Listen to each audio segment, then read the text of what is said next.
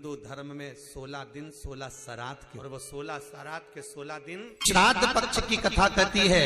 ये श्राद्ध पक्ष का जो वर्णन गरुड़ पुराण में कहा गया। और मेरे भाइयों, हीरे जैसी कथा है, समझ गए तो तुम्हारे भाग्य खुल गए। अगर कंकर समझा और पत्थर समझा तो तुम्हारे जिंदगी में तुम कुछ नहीं ले पाओ। हीरे जैसी कथा है, इसको जितना ले लोगे उतनी अपनी जिंदगी संवार लो, अपने जीवन को सार्थक कर लो। राजा कर्ण, जिसको लोग दानवीर कर्ण कहते, राजा कर्ण क्या दान करा था उसने जिंदगी में? सोना, सोना, स्वर्ण ही स्वर्ण। अंतिम समय प्राण छूट गए, भूमि पर पड़ा था, बाण उसको लगे हुए थे, मरने जा रहा है। मेरे भगवान द्वारका नाथ को दया आ गई, मरेगा तो ऊपर जाकर इसको खाने को सोना ही मिलेगा। कुछ ऐसा कर दूं कि ऊपर जाकर इसको अन्न मिल जाए। भगवान ने, द्वारकाधीश ने अर्जुन से कहा, अर्जुन वो हंडा देखना, उस हंडे में क्या रखा? हंडा मतलब घड़ा, उस घड़े में क्या जरा देखते। अर्जुन गया युद्ध के क्षेत्र में, जहां पर राजा कर्ण अपनी अंतिम सांसें गिन रहा था, उसके सिर के पास में घड़ा पड़ा हुआ था। भगवान ने कहा जरा देख तो इस घड़े में क्या है रे? अर्जुन जा। अर्जुन रथ से नीचे उतरकर घड़ा देखने के लिए जब गया, उंडेला तो उसमें धान भरी हुई थी, चावल पूरे उंडेल दिए। प्रभु कुछ भी नहीं है इसमें, तो चावल भरा, धान भरी। आजा वापिस। अर्जुन आए, कृष्ण नीचे उतरे, कर्ण के पास गए। राजा, ए कर्ण, दानवीर हो आप, मरने जा रहे हो। तुमने दुनिया को सबको दान दिया, मेरे को आज तक नहीं दिया, थोड़ा सा दान दे दे। कर्ण मरते समय मुस्कुरा रहा। देखो कितनी सुंदर प्रसंग है साहब। कर्ण मरते समय मुस्कुरा के कह रहा है, अरे द्वारका नाथ, तुम मांगने आए तो मेरे मरते समय आए, पहले आ जाते तो बहुत कुछ दे देता। भगवान बोले, अगर तेरे पास देने के लिए कुछ भी नहीं हो तो तू पीछे पलट के देख, तेरी साइड में धान पड़ी है, इसको उठाकर मुझे दे दे, इतना ही दान बहुत है। कर्ण हंसकर बोला, दूसरे का पड़ा हुआ भाग क्यों दो? भगवान ने माथा ठोका। बताओ, इसको मौका दिया है कि ये दान दे जाए, मरते मरते कुछ तो दान दे, ऊपर अन्न मिल जाएगा। अरे तो दूसरे का पड़ा हुआ अन्न क्यों दूं मैं? नहीं उठाया राजा कर्ण ने। भगवान करे उठा ले, दे दे, पड़ा ही तो है। नहीं, भगवान कहने लगे तो तू मेरे को दान नहीं देगा? तो क्या कुछ होता तो दे देता। भगवान कहने लगे, जा रहा मैं। द्वारकाधीश 2 कदम आगे बढ़े, कर्ण ने आवाज लगे, रुको द्वारकानाथ रुको। क्या हुआ? मैं दान देना चाहता हूं। भगवान बोले, चलो कम से कम इसकी बुद्धि फिर गई, ला दे। भगवान ने अपना ऊपरना ला दे। कर्ण कहता है, इतना सारा थोड़ी ना है, वो तो मेरे ऊपर की एक दांत सोने का है, उसको तुम तोड़ लो। ऊपर का एक दांत सोने का, उसको तुम तोड़ लो। अरे भगवान का एक गजब का दानी हुआ रे। फिर सोना, सोना चाहिए नहीं मुझे, तो अन्न चाहिए, और तुम कह रहे हो कि ऊपर के दांत सोने का, उसको तोड़ लो। भगवान बोले, अब मरने जा रही है, तेरा दांत तोड़ूंगा तो लोग क्या कहेंगे कि मरते हुए का भी भगवान ने सोने का दांत तोड़ के निकाल लिया। बता, दुनिया के लोग मुझे बदनाम करेंगे, मेरे को नहीं लेना, ऐसा दान चाहिए ही नहीं। तो कर्ण बोले, रुक जाओ मैं दे देता हूं। कर्ण ने हाथ बढ़ाया, भगवान को लगा ये चावल उठाएगा। हाथ बढ़ाया, चावल उठाने की जगह जो हंडी का मुंह नहीं होता, जब घड़ा फेंका था तो फूट गया था, तो हंडी का जो मुंह था उसको उठा के अपने दांत पर मार लिया। दांत पे मारा तो सोने का दांत निकाल के हाथ में रख लिया। भगवान को कि ये लो। भगवान के बताओ, रक्त में सना हुआ दांत हम लेंगे? सोने का दांत भले है वो, पर रक्त में सना हुआ है, हम नहीं ले सकते।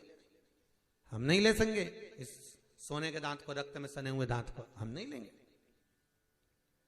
कर्ण कहने लगा तो साफ कर देता हूं।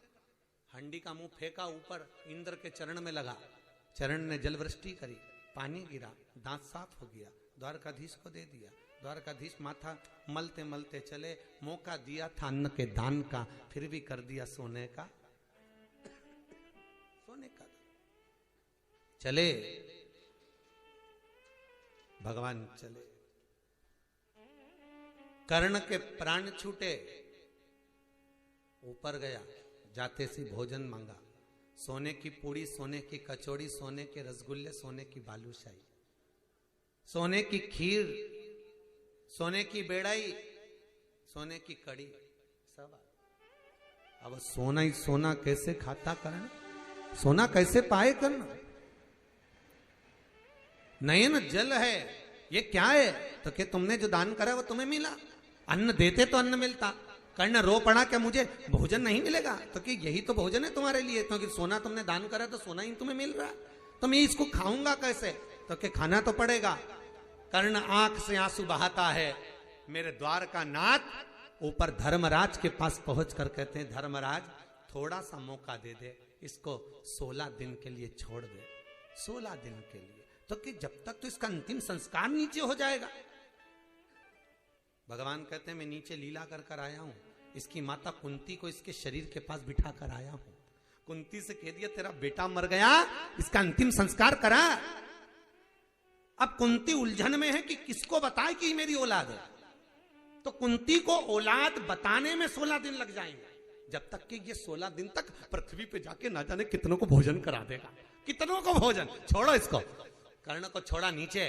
कर्ण आया नीचे आकर 16 दिन तक ब्राह्मणों को, संतों को, गुरुजन को भोजन कराया। वो हिंदू धर्म में 16 दिन 16 सरात के हो गए साहब, 16 सरात के। और वो 16 सरात के 16 दिन कर्ण भोजन करा करा कर ब्राह्मणों को जब दिया, अब दान मान नहीं दिया, अब भोजन कराया, तिलक भी नहीं लगाया, जो मर्जी पड़ी उठाकर दे दिया, तिलक नहीं लगाया। इसलिए आज भी हिंदू धर्म में 16 श्राद्ध में भोजन करने वाले ब्राह्मण के माथे पर तिलक कर कर विदा नहीं किया जाता। आज भी 16 श्राद्ध में जो ब्राह्मण जीवने आता है उसको दक्षिणा दी जाती है, पर तिलक नहीं करते। क्यों? तिलक करूंगा तो एक को जिमाने का भाग मिलेगा, और तिलक नहीं करूंगा तो हजारों को जिमाने का पुण्य प्राप्त हो जाएगा। इसलिए हजारों का फल पाने के लिए तिलक की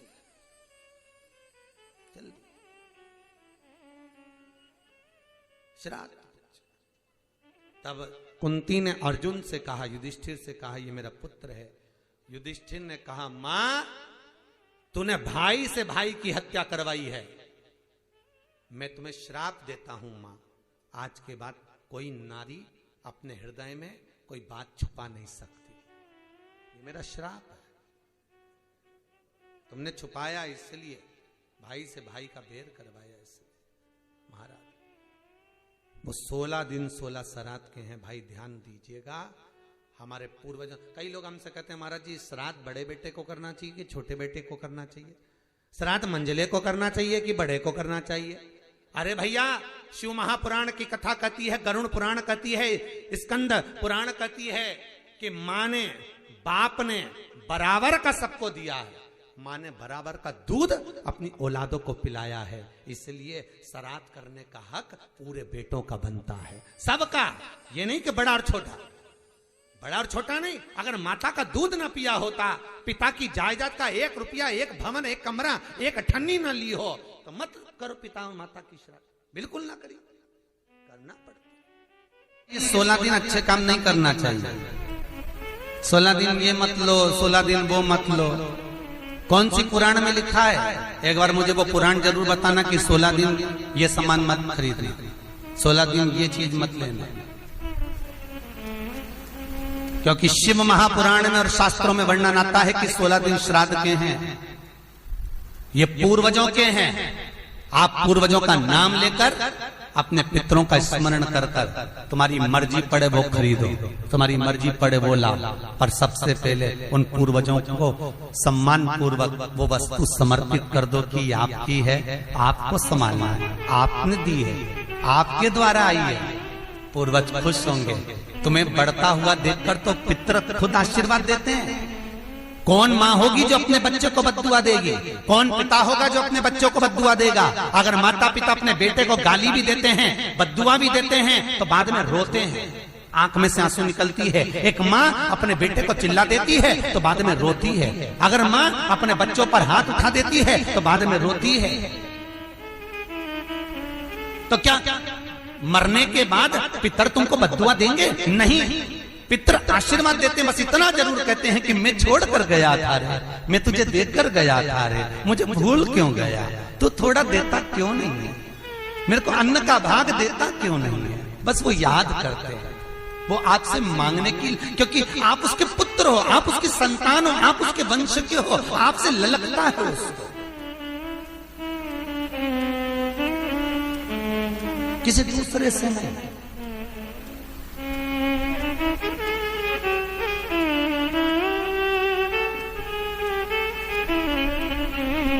प्रेम दीजिए।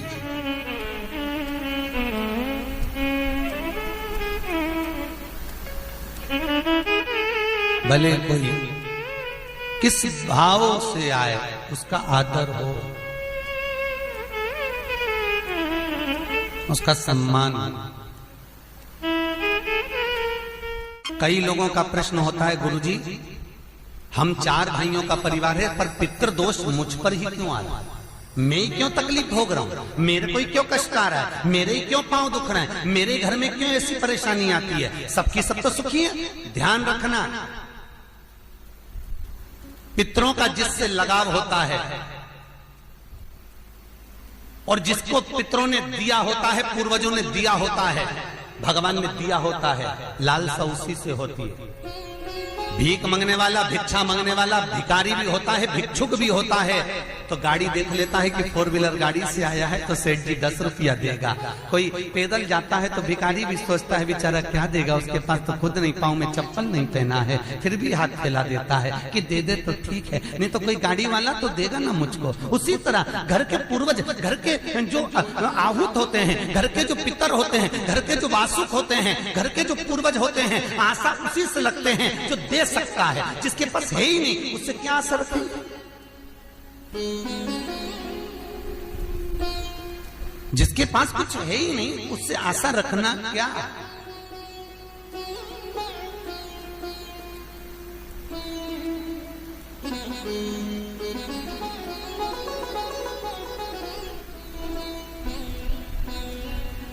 कई लोग कहते हैं गुरुजी हमारे पास देने के लिए कुछ भी नहीं, हम हमारे पूर्वजों को क्या? मत दो ना, इस्माइल तो दे सकते हो। जिस दिन तुम्हारे पूर्वजों का श्राद्ध है, तुम्हारे पास में खिलाने के लिए अन्न नहीं है, तुम्हारे पास देने के लिए दान नहीं है, तुम ब्राह्मण को घर में नहीं बुला सकते, तुम कुछ भी नहीं दे सकते, तुम्हारे पास देने के लिए वस्त्र नहीं, आभूषण नहीं, कुछ भी नहीं, मत दो। निवेदन है बस चेहरे पर प्रसन्नता रखकर, एक निवेदन है कि चेहरे पर प्रसन्नता रखकर उस दिन अपने पूर्वजों को याद जरूर करना और कह देना कि आप ही का दिया हुआ है जो हम खा रहे हैं, हम पर करुणा करना। हमारे पास कुछ भी नहीं है, डब्बे में से गुड़ या शक्कर निकालकर अरे गैस को लाइटर से जलाकर उसकी अग्नि में छोड़ देना, पर 2 दाने शक्कर के छोड़ना जरूर, जिससे वो जीवात्मा दरवाजे पर आकर भूखी ना जाए, उसके मुख में कुछ तो चला जाए और वो जीवात्मा तुम्हें आशीर्वाद दे जाए। तुम्हारे पास कुछ ना हो तो इतना तो दे सकते हो साहब, इस्माइल तो दे सकते हो, प्रसन्नता तो दे सकते हो, मीठी वाणी तो दे सकते हो, अपने पूर्वजों को याद तो कर सकते हो, अपने इष्ट को याद तो कर सकते हो, जिसने दिया है उसका गुणगान तो गा सकते हो। लोग कहते हैं हमारी माँ ने हमको क्या दिया, हमारे पिता ने हमको क्या दिया, सब उसको देकर चले गए। भले वो किसी को दे जाएं, पर आशीर्वाद लिए बगैर मत जाने देना। भले वो कितना भी पक्षपात करें, भले वो कितनी भी बेईमानी करें, भले वो कितना भी कपट करें, वो सारी जायदाद उठाकर किसी को भी दे दें, पर उन माता पिता का सम्मान जरूर करना, क्योंकि वो मरते मरते आशीर्वाद जरूर दे जाएंगे कि मैंने तुझे कुछ नहीं दिया, ले मैं तुझे आशीर्वाद देता हूँ, और तुम्हें आशीर्वाद मिल गया तो तुम निहाल हो गए। वर चाहिए, आशीर्वाद चाहिए, धन दौलत नहीं।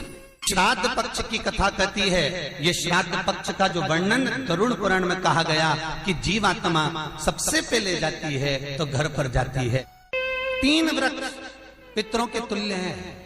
पहला पीपल, दूसरा बट वृक्ष, तीसरा बेलपत्र का वृक्ष। बेलपत्र का, कभी अनायास श्राद्ध पक्ष में आप कुछ भी ना कर पाए, कुछ भी ना कर सकते हो, तो एक पत्ते के ऊपर कोई सा भी पत्ता ले लो, चाहे पान का ले लो, कोई पीपल का ले लो, कोई भी पत्ते के ऊपर एक पुड़ी, थोड़ा मीठा थोड़ा नमकीन रखकर अपनी कामना कर कर अपने पूर्वजों के लिए इन 3 वृक्ष के नीचे 16 श्राद्ध में किसी भी एक दिन आप वो भोजन को रखकर आ जाइए, अपनी कामना कर कर सुख का अनुभव होगा, पितरों को शांति मिलेगी। वृक्ष पितरों के तुल्य हैं। 3 पक्षी पितरों के तुल्य हैं, कौवा, हंस और गरुड़।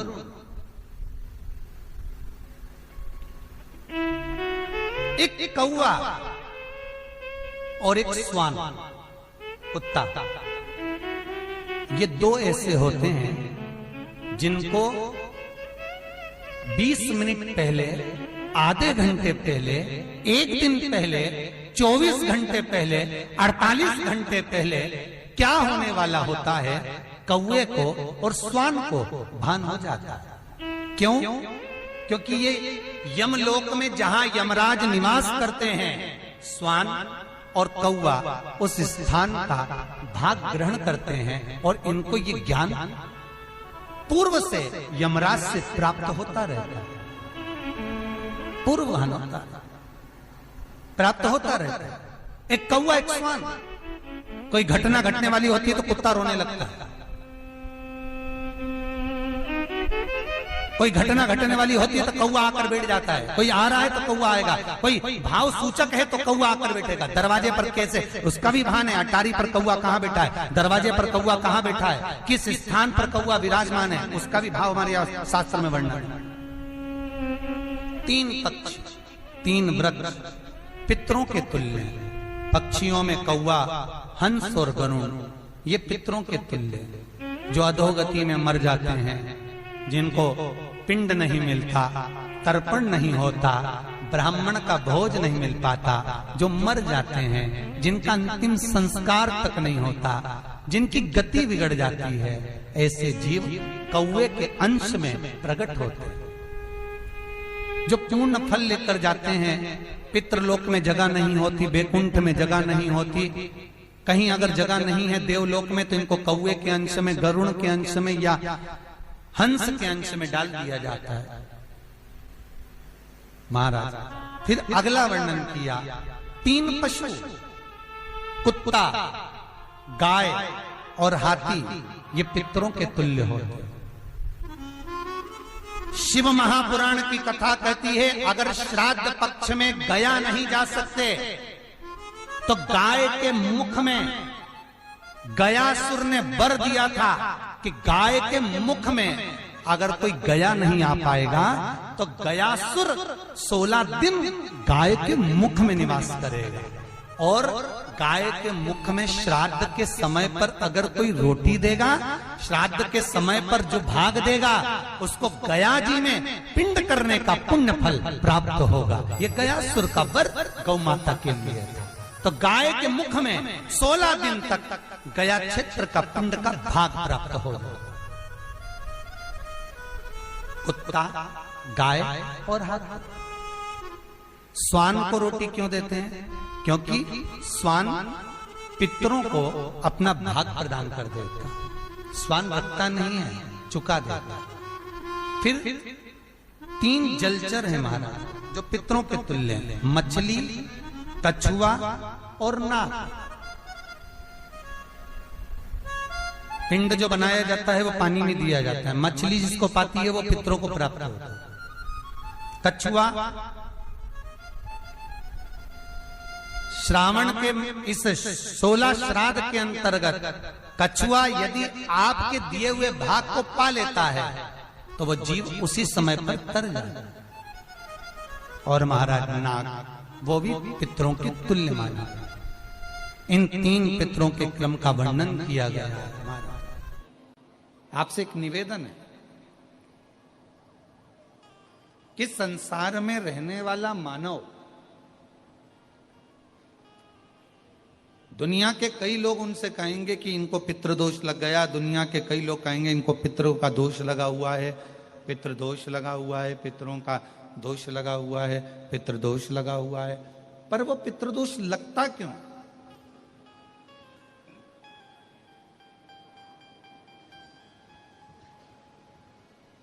पितृदोष लगने का कारण है क्या? आपने अपने गए हुए पूर्वजों के लिए तर्पण भी करा, पिंडदान भी करा, तिलांजलि भी दी, ब्राह्मण का भोजन भी कराया, सब कुछ करा, जो आपसे बन सकता था आपने सब कुछ करा, सब कुछ। फिर पितृदोष कैसे लग गया? फिर पितरों का दोष कैसे लग सकता है?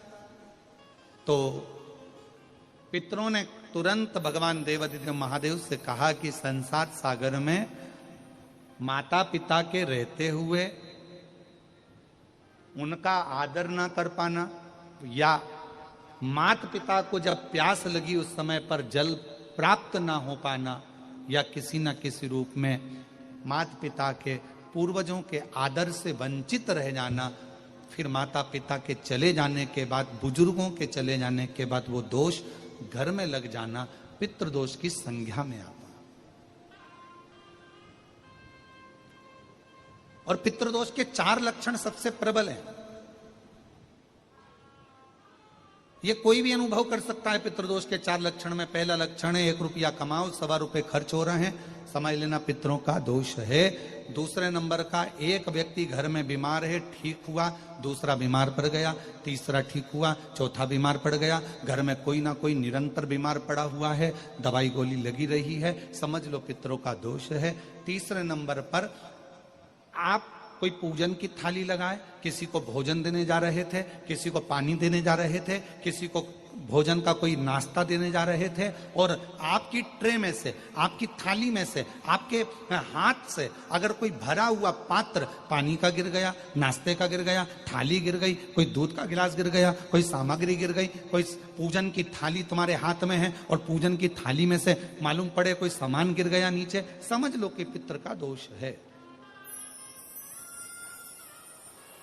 और चौथे नंबर पर पितरों का दोष का वर्णन किया गया, घर में जितने सदस्य रह रहे हैं, अगर वो किसी न किसी रूप में एक दूसरे पर चिढ़कर बोल रहे हैं, क्रोध कर कर बोल रहे हैं। प्रश्न बहुत छोटा सा है, पत्नी ने कुछ कहा, उसका उत्तर पति ने चिढ़कर दिया, पति ने कुछ कहा, पत्नी ने चिढ़कर उत्तर दिया, बच्चों ने कुछ कहा, माँ बाप ने चिढ़कर उत्तर दिया, माँ बाप कुछ बोले, बच्चे चिढ़कर उत्तर दिए, समझ लेना कि कहीं ना कहीं पितरों का दोष। तो भगवान पितृदेव ने अपने दामाद से, भगवान देवादिदेव महादेव से कहा कि संसार सागर में हो सकता है कि संसार सागर में मनुष्य रहता है, मानव रहता है, और उससे गलतियां हो जाती है। तो पितृदोष अगर संसार के लोगों को लगे तो हमारा एक निवेदन है, आप जाते जाते वर दीजिए कि ये पितरों की शांति आपकी आराधना से पूर्ण हो जाए, बस इतना वर दे दीजिए। शिव जी उस समय पर मौन हो गए। भगवान देवादिदेव महादेव एकदम मौन। पार्वती जी ने शिव जी से कहा, आप हमारे नाना जी को वर नहीं देंगे? आप हमारे नाना नानी को वर नहीं देंगे? इन पितरों को और पितरानी को आप वर नहीं देंगे? शिव जी ने वर दिया मां पार्वती जी के नाना जी को और अपने नाना ससुर को। हे पितृदेव,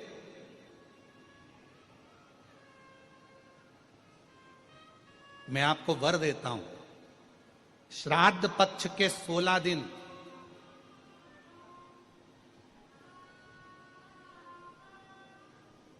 यदि संसार का कोई मनुष्य बेल दूध का प्रयोग करता है, बेल दूध से मतलब होता है बेलपत्र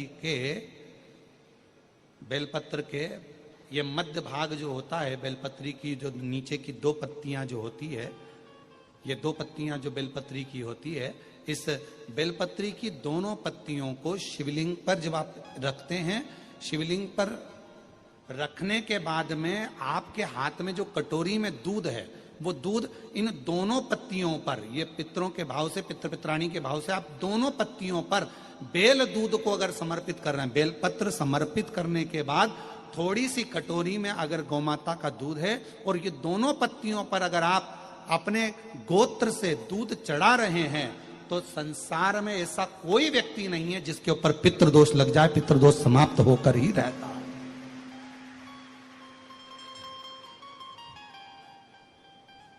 शिवलिंग पर बेलपत्र चढ़ाई, बेलपत्र चढ़ाकर ये नीचे की जो पत्ती है, आपका जो दूध का भाग है वो 2 पत्ती पर चढ़ना चाहिए, तीसरी पत्ती पर जल का भाग आता,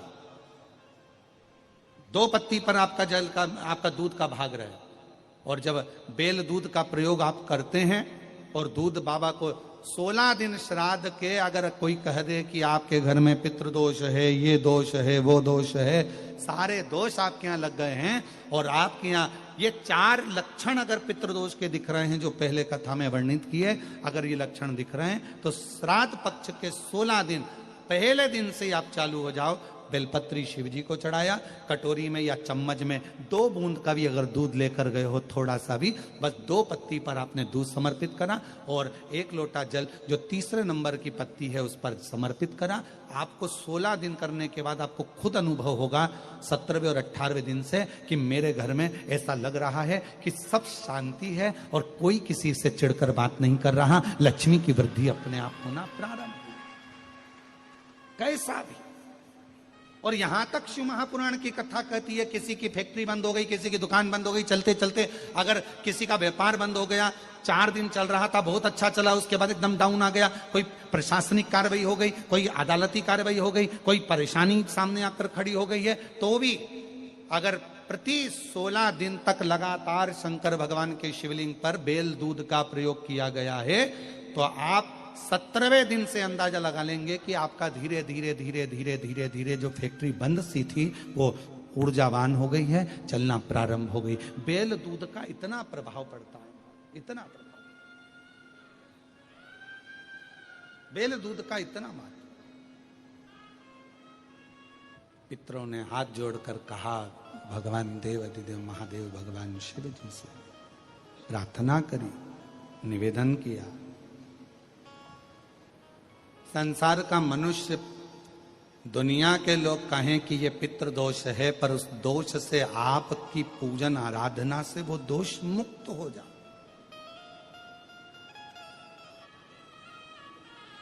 श्राद्ध पक्ष के 16 दिन नियम से धारण करो।